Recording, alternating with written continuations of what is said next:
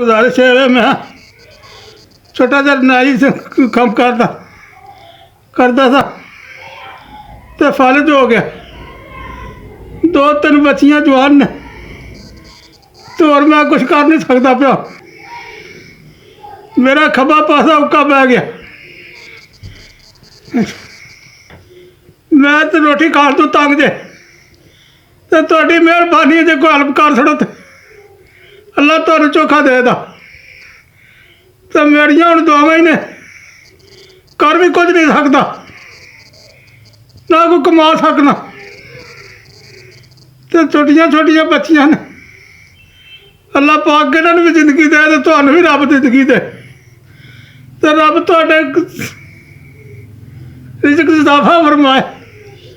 माड़े दियां दुआवां ही होंदियां ने।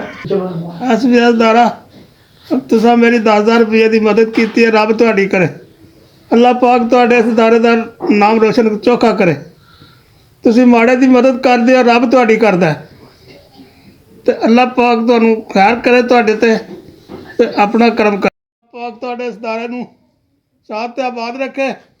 अस भी इस इदारे का नाम रोशन रवे तो अल्लाह पाक तुहाडी खैर करे तो इदारे की भी अल्लाह खैर करे। तो तुसीं एहदी भी मदद की है 10,000 रुपये की।